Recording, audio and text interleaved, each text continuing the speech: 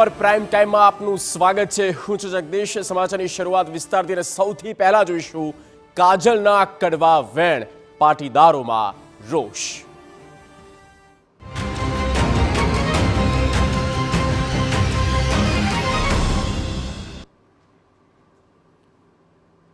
એવું લાગી રહ્યું છે કે કાજલ હિન્દુસ્તાની અને વિવાદ એકબીજાના પર્યાય બની ગયા છે। હંમેશા ધર્મ વિશેષ વિરુદ્ધ આક્રમક નિવેદનબાજીથી સમાચારમાં રહેતા કાજલ હવે પાટીદાર દીકરીઓ અને પાટીદાર પરિવારો સામે નિવેદન કરતા વિવાદમાં ફસાયા છે। આખા મામલામાં પાટીદાર આગેવાનોએ કાજલ સામે બાયો ચડાવી છે, ત્યારે જોઈએ કે કયા નિવેદનથી પાટીદારોમાં રોષ ભભૂક્યો છે।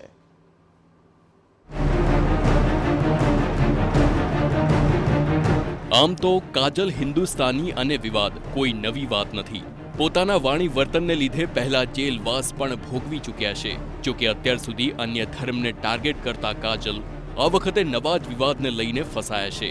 જી હા, તેમનો એક વિડીયો બરાબર વાયરલ થઈ રહ્યો છે, જેમાં કાજલે પાટીદાર દીકરીઓ અને પરિવારો પર ગંભીર આરોપ લગાવ્યા। કાજલનું વિવાદિત નિવેદન। પાટીદાર સમાજની દીકરીઓને કરી ટાર્ગેટ। સમાજનો ભભૂક્યો રોષ। તાત્કાલિક માફીની માંગ। રિપોર્ટની શરૂઆત કરીએ તે પહેલા આ નિવેદનને જરા સાંભળી લો।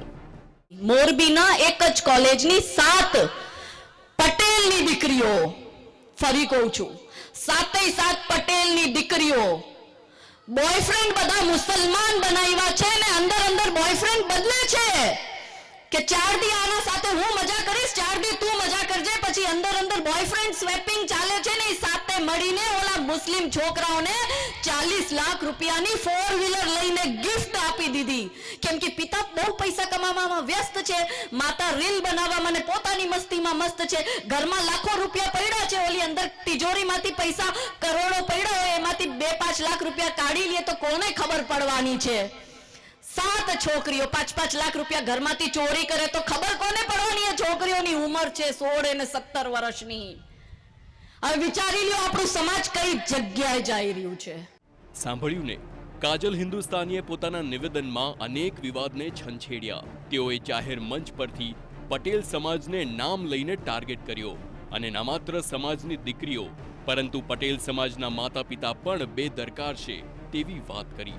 આ મામલે સ્વાભાવિક છે કે પાટીદારોમાં રોષ ભભૂકવાનો, અને થયું પણ તેવું જ।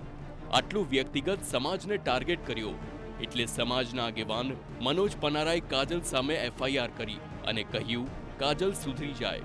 તે પોતાની લીટી લાંબી કરવા પટેલોને બદનામ કરે છે।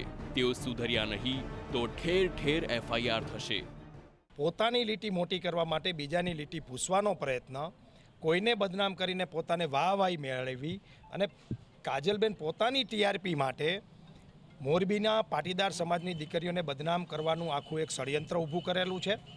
અને અમે ઊંડી તપાસ કરી છે, ઘણા સમયથી તપાસ કરતા હતા, આવી કોઈ ઘટના અમારા ધ્યાનમાં નથી આવી।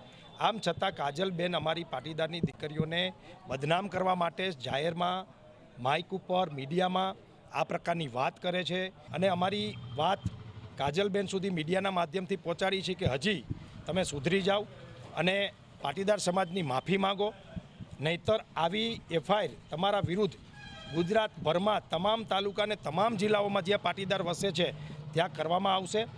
રાજ્યભરના પાટીદારો કાજલ હિન્દુસ્તાનીની સામે પડ્યા છે।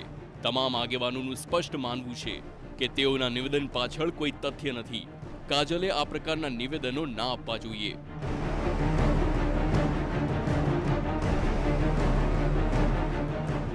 કાજલબેને અતિ નિંદનીય ટિપ્પણી કરી છે પાટીદાર સમાજની દીકરીઓ વિશે। હું એવું માનું છું કે કોઈ પણ સમાજની દીકરી હોય, અને આમાં તો ખાલી દીકરી નહીં, એના દીકરીના મમ્મી પપ્પા અને એ વિશે પણ બહુ ખરાબ ટિપ્પણી કરવામાં આવી છે। કાજલબેનને તાત્કાલિક અસરથી એના શબ્દ પાછા ખેંચવા જોઈએ અને પાટીદાર સમાજની આવી રીતના જાહેર મંચ ઉપરથી માફી માગે એવી અમારી પાટીદાર સમાજ વતી કાજલબેનને વિનંતી છે। પહેલાં તો કાજલબેન સમગ્ર સનાતન ધર્મના આગેવાન છે, એમને વિચારીને બોલવું જોઈએ। પર્ટિક્યુલર પાટીદાર સમાજની જે વાત કરી છે કે દીકરીઓ ખુલ્લેઆમ આ રીતે કરે છે યુવાનો સાથે, એ બિલકુલ ખોટી વાત છે। એમને જો સનાતન ધર્મના આગેવાન હોય અને જાહેરમાં જ્યારે હિન્દુ સમાજની દીકરીઓ બચાવવાની વાત કરતા હોય તો બેનને ખબર હોય તો પહેલાં તો એ મા બાપને મળવું જોઈએ ને એમાં પ્રયત્ન કરીને દીકરીઓને બચાવવાનું કામનું એમનું છે. તો આવી ટિપ્પણીને અમે વખોડીએ છીએ અને સમગ્ર પાટીદાર સમાજ આને વખોડે છે. આપને જણાવી દઈએ કે આ આખો મામલો 2023ના જૂન મહિનાનો છે. તે સમયે સુરતમાં પાટીદાર સમાજનો જ કાર્યક્રમ હતો અને ત્યાં મંચ પરથી કાજલ હિન્દુસ્તાનીએ આ વિવાદિત નિવેદન આપ્યું હતું.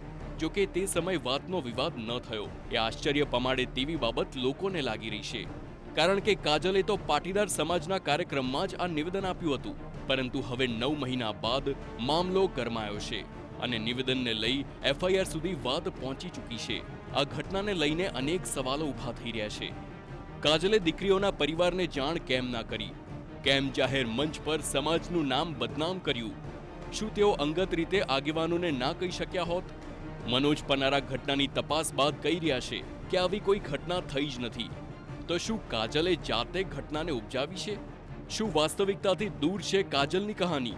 આ તમામ સવાલો છે જે સમાજના આગેવાનો પણ પૂછી રહ્યા છે. જો કે હવે સત્તાવાર FIR નોંધાઈ ચૂકી છે ત્યારે તમામ બાબતોને પોલીસ દ્વારા ઝીણવટપૂર્વક તપાસ થશે. જે નિવેદન તેઓએ આપ્યું છે તેના પાછળનો આધાર શું છે તેની પણ ઊંડાણપૂર્વક તપાસ થશે અને તપાસ બાદ જે પણ તથ્ય હશે તે સામે આવી જશે. Bureau report TV9.